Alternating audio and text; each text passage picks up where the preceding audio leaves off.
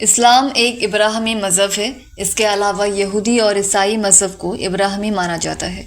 ऐसा इसलिए कि ये सभी एक पुरुष इब्राहिम से शुरू होते हैं और एक जैसी धारणाओं को मानते हैं। यहूदी सबसे पहले हुए।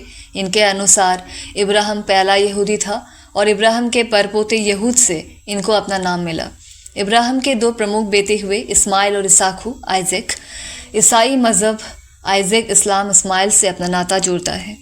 तीनों में सबसे नया मज़हब इस्लाम 7वीं शताब्दी में मक्का मदीना में शुरू होता है और 570 ईस्वी में मक्का शहर में एक गरीब परिवार में मोहम्मद का जन्म होता है।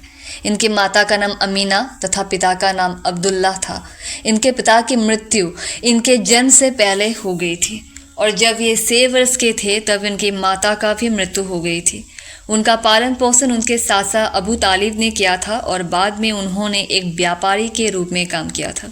युवावस्था में इन्होंने व्यापार करके अपनी आजीविका कमाई और मक्का में अपने ईमानदारी के लिए प्रसिद्ध हो गए।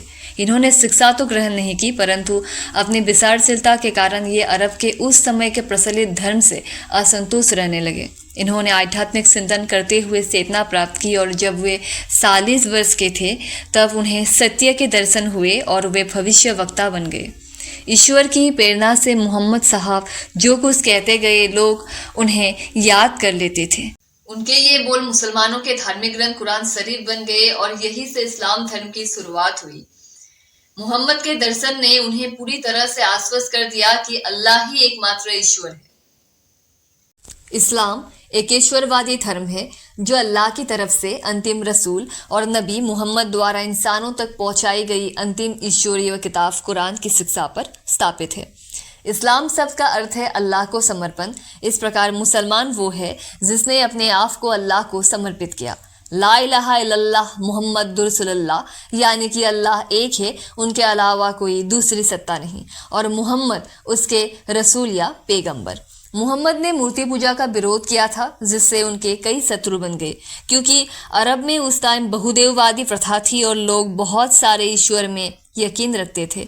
मक्का के लोगों ने इस नए इस्लाम धर्म को स्वीकार नहीं किया था। मक्का के लोग मोहम्मद और उनके अनुयायियों को बहुत तंग करते थे, इसीलिए मदीना वालों के बुलाने पर मोहम्मद साहब 24 सितंबर 622 ईस्वी को मक्का छोड़कर मदीना चले गए थे और इस घटना से हिजरी कैलेंडर की शुरुआत होती है। मदीना के कबीलों को इकट्ठा कर और उन्हें इस्लाम सिखाकर करीब 10,000 लड़ाकों के साथ 629 ईस्वी के दिसंबर महीने में मोहम्मद ने मक्का पर सराय की और विजयी हुए और इस घटना के परिणाम अगले 3 सालों में पूरा अरब प्रायद्वीप मुसलमान बन गया।